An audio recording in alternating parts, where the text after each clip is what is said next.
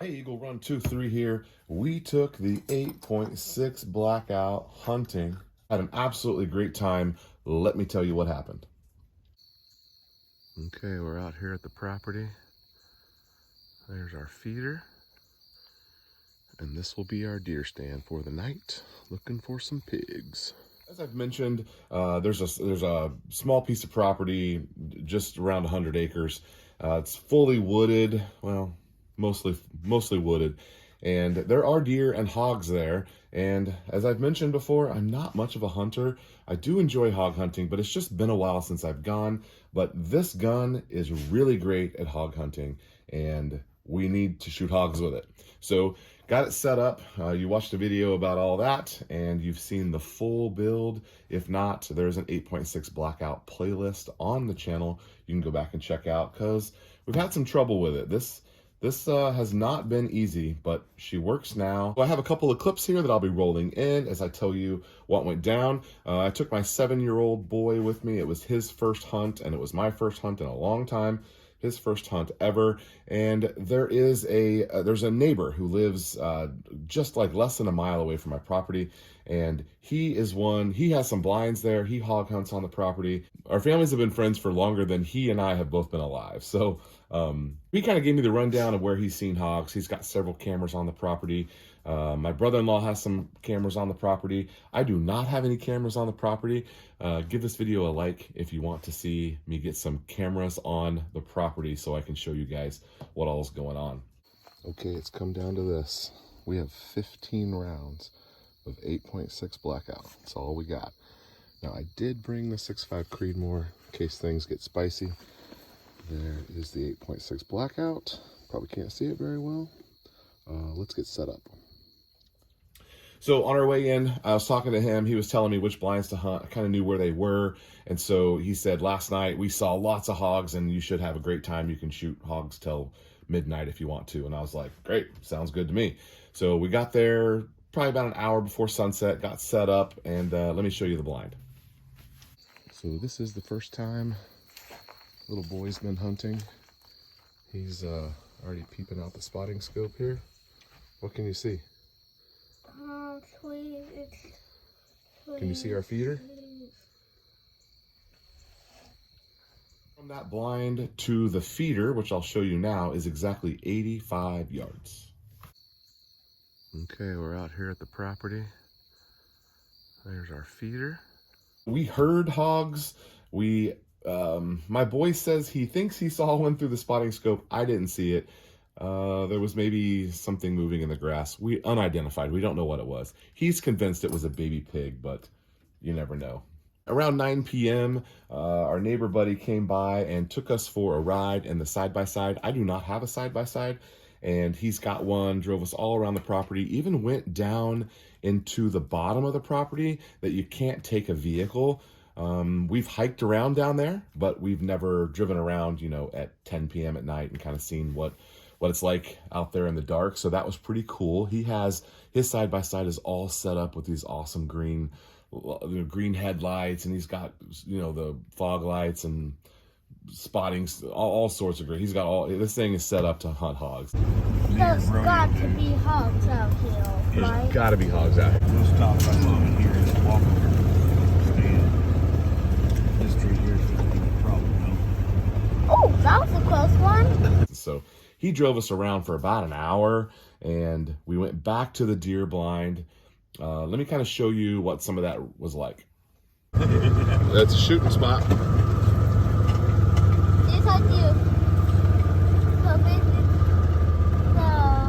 It's got corn down. Yeah, I just filled it up yesterday.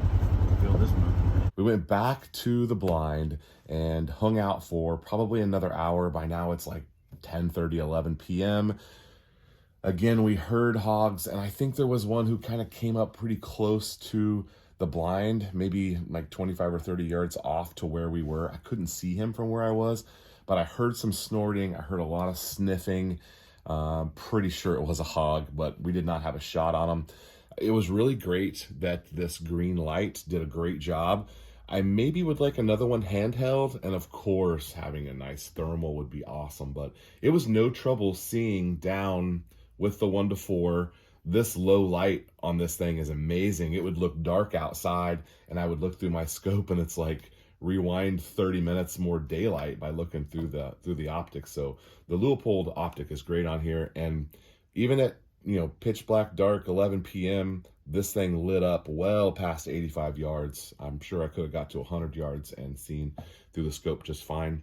But I am questioning whether or not I should have this mounted on my gun or if I should go handheld. It seems like it'd be nice to kind of be able to spot and then move your gun on it, but we had it like this for the hunt.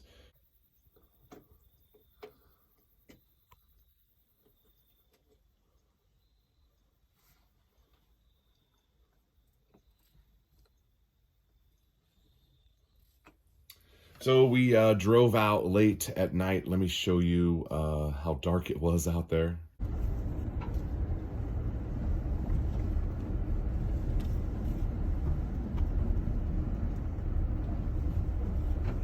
Great to see the stars, because living in the city, we don't get to see the stars like that, and they just pop so great. Had a great time being out there. So night number 1, no hogs.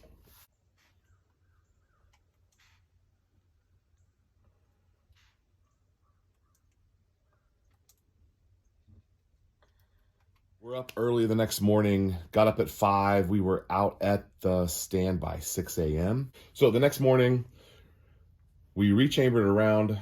You'll hear why that's important in a minute. We rechambered around. We were set up, oh gosh, probably by 6 or 6:15. Just fine. We were quiet. We were set up. We saw 4 deer. We saw all sorts of other animals. We were looking through the spotting scope. Had a great time with the little boy. No pigs came by, and we were on a feeder. We had some of the hog juice stuff, all spread out down there. I don't know what we did wrong. So we stayed till about 9 o'clock.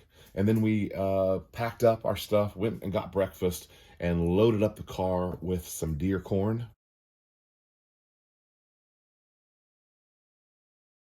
500 or 600 pounds of deer corn. Came back, filled up my brother-in-law's feeder. I think it holds 700 pounds. But I put 600 pounds in there, and there wasn't much room left. But we filled that duder up, and then we got to shoot some 22. So we set up at about 50 yards. He was able to shoot prone, which he's never done before, because we're usually just kind of at a local range on a bench top. And he did really well. He shot probably 20 or 30 rounds of 22, and he said he was done. Had a great time. I was able to shoot maybe 5 or 10 rounds, and we were just using some plinking stuff. It wasn't any of our nice 22. But he actually got to shoot the Ruger Precision 22 before Big Sister did. Okay, fire when you're ready.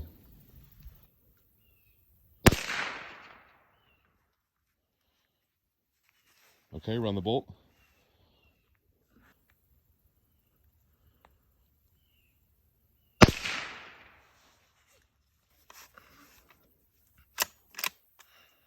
Good job. Finger up.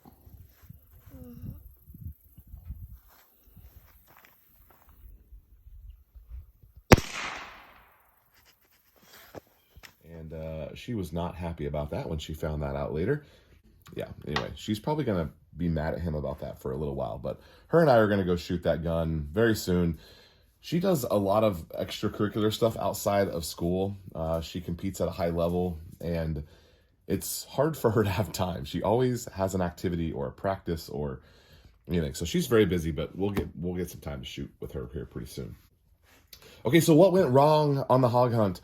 The gun was ready. We tested our ammo. Everything was fine. Well, and this is actually still currently in this state.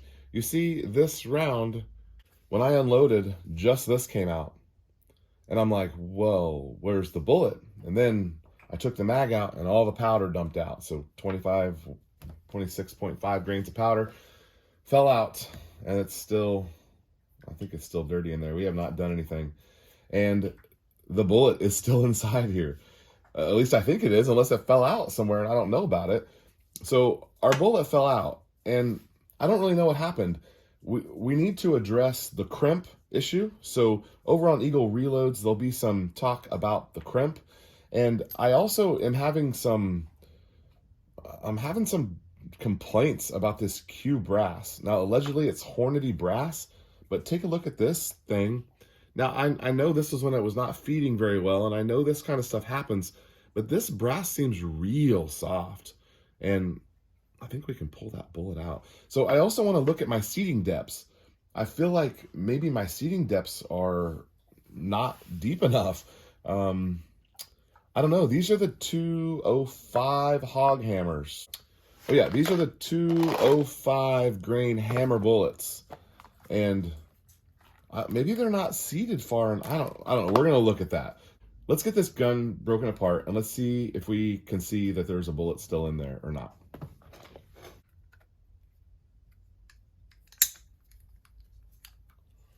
Well, that's kind of weird.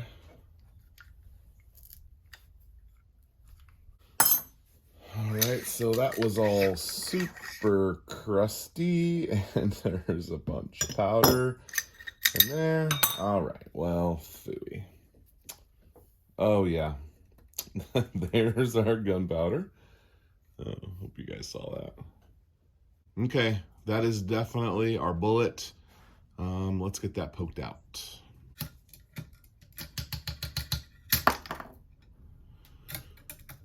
All right.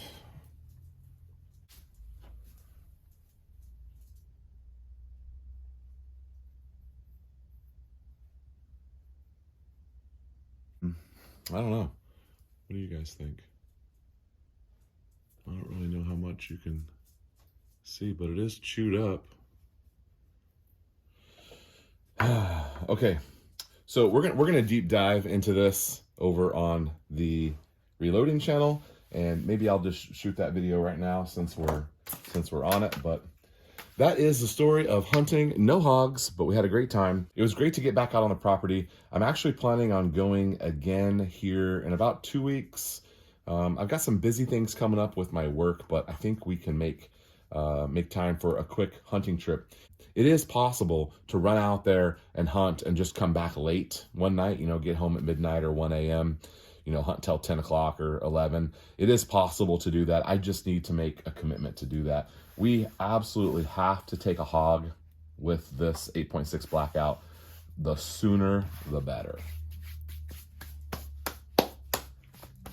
Hopefully about the same time this video goes out, I'll be able to post over there, and we're going to talk more about what actually happened with this round. Eagle123, thanks for watching. We'll see you next time.